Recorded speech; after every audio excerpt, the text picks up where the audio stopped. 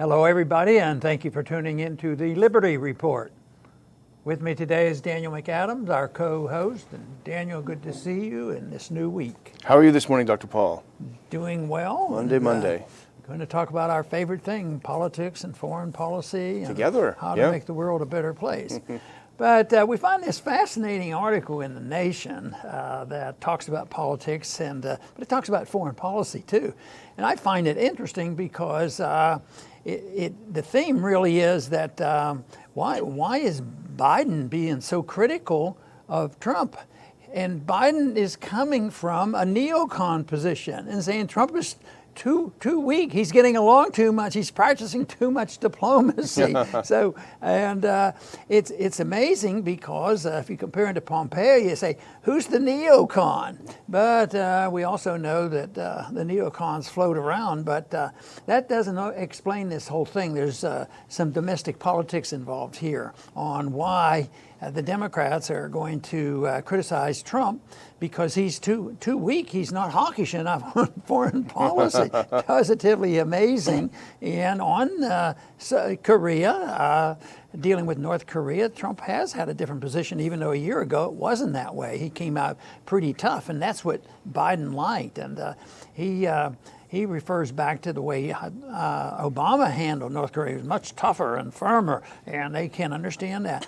But this is not isolated. It seems like a strategy because almost all the other candidates chimed in, the Democratic candidates chimed in and saying, yeah, this is a bad policy and Trump is messing this up. He ought to be much tougher on them. So it's, to me, very fascinating and they seem to support it, but Sanders was the dissenting view. He said, no, he didn't take the position that they should be much tougher. But it's sort of fascinating because the image of the Democrats is always supposed to be they're the anti-war party, which is totally misleading. And this brings out their two stripes, and it just means that I think both parties are all over the place and they don't have a consistent philosophy. And this time it really shows up because now the Democrats are going to go after Trump. But where I think they may go astray, and we can talk a little bit more about this is supposedly political strategy. Yeah. You know, because we have to get to Trump, and they don't say it, but they say, we can't hit him on the economy. Everybody's employed, so we have to find something else to go after him. We got to get those independent, middle of the road Democrats back in line, and they're going to use it, and they're going to use this issue and not talk about economic policy. But quite frankly, I don't think that this issue of saying that Trump needs to be more hawkish is going to gain them any votes. And it just may be that this is, if they keep doing this, I think that won't help them a bit. Yeah, and Tim Shorrock wrote this piece, and he's a good writer. I look at a lot of the stuff, but it's not just him.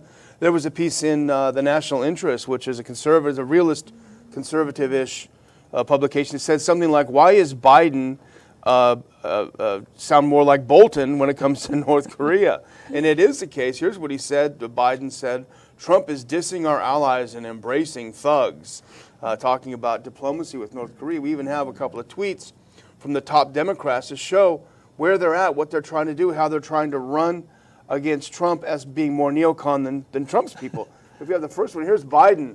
Yet again, this is back in July when they had that summit, which was great, where the president stepped into North Korea.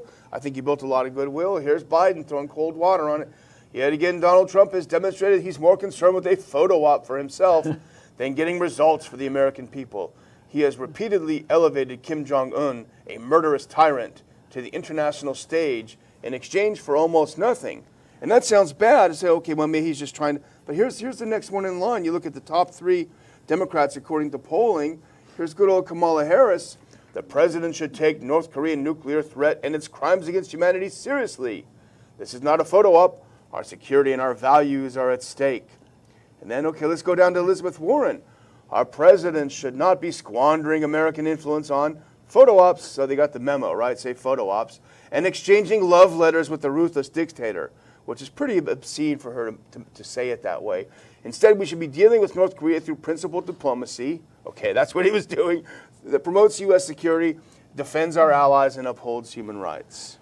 You know, this idea of thug, ruthless dictators, and he's not, obviously not an angel and has a lot of problems, but that isn't the issue, because if you want to look for a thug, maybe the Prince of Saudi Arabia, you know, likes to cut people up, who commits murder and fights a war, and we're an accomplice in Yemen. If you want to talk about really bad policy and wheeling and dealing with a thug, you should think about what we do with Saudi Arabia.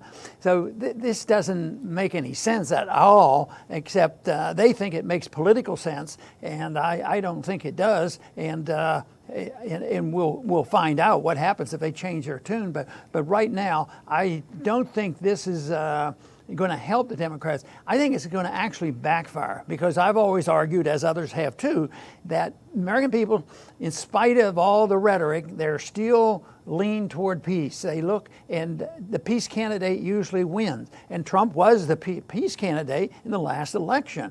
So what they've done is they're yelling and screaming, Trump's too much for peace, and yet we worry about him being bombastic, wanting to start a war. A year ago, we were worried about how he was treating North Korea, like he was looking for a fight, and look how they're looking for a fight in Iran. So this is positively amazing that the one thing they might have had going for him, they've turned him into the super peace candidate, and they're not going to. Who knows what the economy will be like in a year from now? So that's a big if. But as of now, they've chosen to stay away from the economy, and we'll just say that he's a buddy of the thugs, and all we have to do is look around and see, and go back and look at Obama, and of course Obama now and Biden with one, and together all this time, and they're the ones who said that we have to go to Syria. It's time to go. It's time to kick out Assad. Well, the thug term, that is a war term. That's a war propaganda term. Saddam was a thug. We got to get him. Milosevic was a thug. Assad is a thug. That's kind of a dog whistle for war. So even constantly referring to him that way opens the door for war. But there's a sense that out-hawking the hawks is cost-free on the domestic front. That you can be tougher than anyone. It shows that you're tougher. It's cost-free. But it really isn't cost-free if you think about it. Imagine being on the receiving end of some of these threats. We're going to take out Iran. You feel terrified. It's a form of terrorism. But also imagine the anger that produces overseas when you feel like you're a punching bag for American domestic presidential politics. So what may seem cost-free, I would argue, is absolutely the opposite of being cost-free. Right, and I think that principle applies to the sanctions too. If you're going to be tough, you're going to put sanctions on this, and we will undermine that government, and the people are going to rise up and get rid of the dictators. We'll get rid of the Ayatollah, and we will have our guy put in there. And yet it does exactly the opposite. The people stand behind their government because they're inclined to. Yes, he's not the best leader we could have, but it's certainly better than the CIA.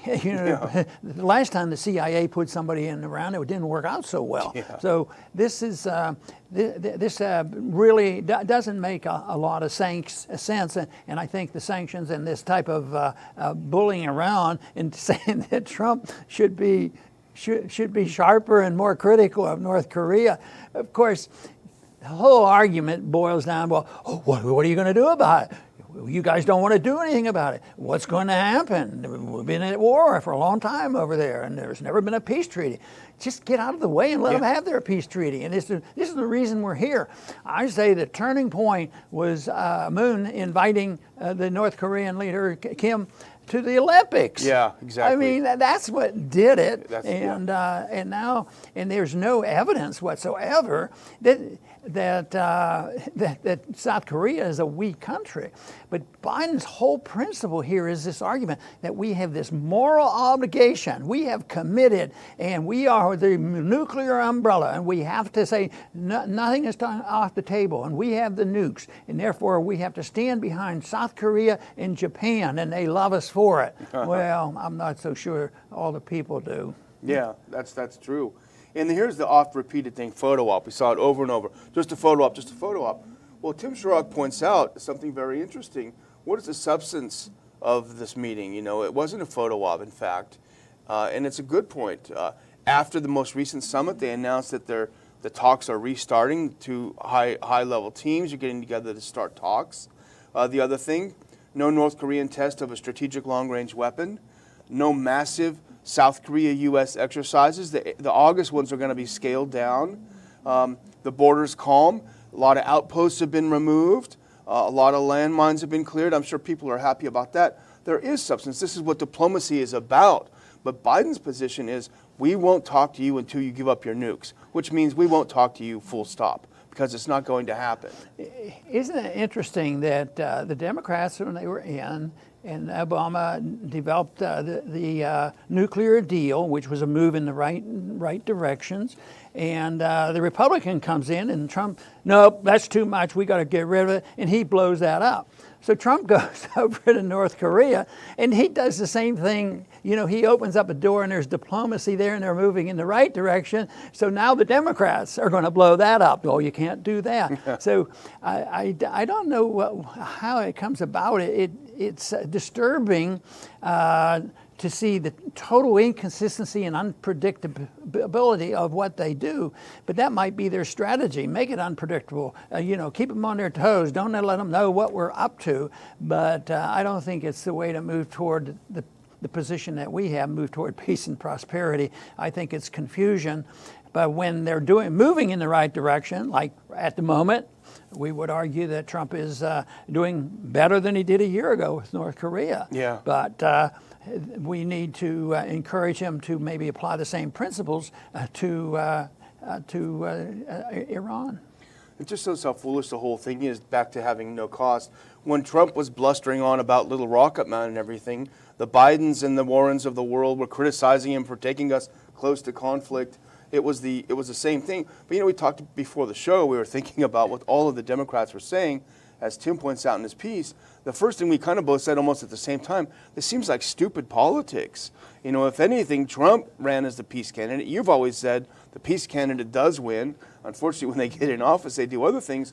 But does he really think does Biden, Warren, Harris, and the other, do they really think middle America, the middle class struggling, losing ground financially, even in these good times, are sitting around thinking, well, maybe if we rattle the saber in North Korea, then we'll be okay? Well, there's a bunch of candidates. I don't know how many now, 15 to 20, somewhere in there, and some are in the upper tier and elsewhere. But Sanders got his comments in, and some slight disagreement with what Biden is saying. But I would have been interested to see if they would, in the interview, it's a good article. Yeah. Why couldn't they have asked Tulsi, what her opinion was? So what the argument might be, well, she's way down on the list and doesn't count. Well, she's way down on the list and doesn't count because nobody will ask him any questions, because that issue would stir up a lot of support for her. Yeah, but, my guess is that she'd be on the right track. And even Sanders was good, but he did qualify. He did use the word photo ops, so there must have been talking points. No photo ops. I think she would have been good at it. But the ironic thing is that Biden says Trump can't speak to Kim because he's an evil dictator. Well, what about something that we would agree with Biden, perhaps, which is one of the real successes of the Obama-Biden presidency and vice presidency, is that they did speak to what they would consider evil dictators, the Ayatollahs, and they got the Iran deal. So his whole experience of getting the Iran deal puts the lie to his claim that you dare not talk to people who you think are evil. Yeah, and there are two things. On the big issues, there's a lot of agreement. The budget didn't have a problem passing. The militarism didn't have a problem. But then there's also the struggle for power and politicizing and getting the upper edge for a day or two. And so you get this mixed bag. So there are two things. There's the policy wherein when push comes to shove, they agree on, and they're not going to break it up. They're not going to close the Fed down, this sort of thing. So that is something that is going to continue, because what the ultimate struggle and what we read about, and we certainly heard about it in Russiagate, is political stuff, political power. How are we going to stick it to the other one? We're the smart people. We want to run the deep state. We can handle the deep state better than you can handle the deep state. So it's a issue of power as well as maintaining a bipartisanship maybe at the obedience of the deep state. Maybe they don't have that much agreement as it appears, because when it has to be a support for the budget, they do come together in a support for the military overseas. Even though they argue about some of these details, they're not saying bring the troops home. Why don't we have a real pro-American foreign policy? Bring the troops home. Which the troops like, as we talked about a couple of weeks ago. They like that idea. But I was looking on Twitter over the weekend, and remember Joe Lockhart? He was Clinton's spokesman. He has always been active in Democrat politics. He put out a tweet that I think captures the other side of the Democrat strategy for 2020. He basically said, if you vote for Trump, you're a racist. So here's a brilliant Democrat strategy for 2020. War with North Korea, and if you vote Trump, you're a racist. So we have the advantage of not being political at all. We don't have a horse in the race. We just try to analyze it. But that seems like a pretty dumb strategy, Dr. Paul. Yeah, and we have a small group of people that really listen to it. But remember, it's not numbers. It's the power of the issues and the power of the things that we talk about. And there's no doubt in my mind that the issue of peace is an issue that people really want if they can be convinced that the strategy that we have to go kill these people is the only way we can have peace. Everybody's for peace, but some people are for peace on their terms of use of violence and threats and doing all these things, and other people want peace because both sides want peace and let everybody live and let live. That's the whole reason why libertarianism, to me, is so popular, in that you don't deny people the right to live, whether it's individuals, how they run their life, or what church they go to, or the country. Some of these countries, they've gotten by without pure democracy. And there's a lot of people now, even in the libertarian movement, that recognize that pure democracy is the dictatorship of the majority, that doesn't even protect the minority.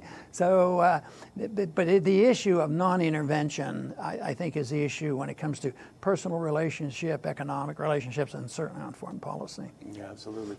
Well, I would just like to close by thanking our audience again for coming and watching the program. We do our best to bring you a different take on the news of the day and the week. But I'd like to ask you to do two things, if you don't mind. The first, if you haven't subscribed to this channel, please subscribe. We're getting close to 200,000 subscribers. We're very happy about that. We don't have cats on the show, so we don't have 8 million video subscribers. But a few more would be great. We'd love to push over 200. The other thing is, we'd love to see you in August. This is where we put the things we talk about live on stage. I'm about ready to send out an email to our subscribers, and you can be one of those if you go to ronpaulinstitute.org and hit subscribe, outlining the speakers. We have the speaker lineup roughed out. There's a couple more high-profile speakers we're hoping to add, but we've got a great group. I'm really excited about it. Come visit us August 24th in Washington, D.C., Dulles Airport Marriott. All the details are on the site, ronpaulinstitute.org/conference. Come meet like-minded people. Let's discuss some important ideas. Dr. Paul? Very good, and I certainly support that. I'd like to see a lot of people there in August. But just to close out on the program we have today and talking about Biden now being the hawk, so I guess if we compare Biden to Pompeo and Bolton on North Korea right at the moment, he's more hawkish. Of course, we haven't heard a whole lot from Bolton. He's sort of staying neutral on this, but Pompeo has to speak for Trump, and there's a difference. But it is a shame that we don't allow the people who are most involved to deal with that, and that's North Korea and South Korea. I think it would all have ended a long time ago if we I argue the case that people who are most involved should make the decision rather than us dictating. And we talked about it on the program, that most of the time that's, backfires, whether it's our military force or our economic power or whatever we do to tell people what to do, it usually doesn't work. So this is an example. What we talked about today is how complex and silly it can get, because you have the reality of some of these policies. At the same time, there's the political reality of people looking for power, because yes, they have to be in office to do this. And then now coming up now and condemn Trump at one time because he was too hawkish with North Korea, now saying, well, he's not hawkish enough, and not say a word about supporting the people who run the military in Saudi Arabia, and we support the policy against Yemen. That's totally inconsistent. We'd like people to say, yes, the people do love peace. I do believe the peace candidate usually wins. But what we need are more people talking about the practicalities of peace and the reason why you don't have to sacrifice our Constitution or our freedoms or our patriotism or anything. Matter of fact, I think the program for peace and prosperity would actually enhance, the popularity and the significance of our Constitution and how you protect liberty.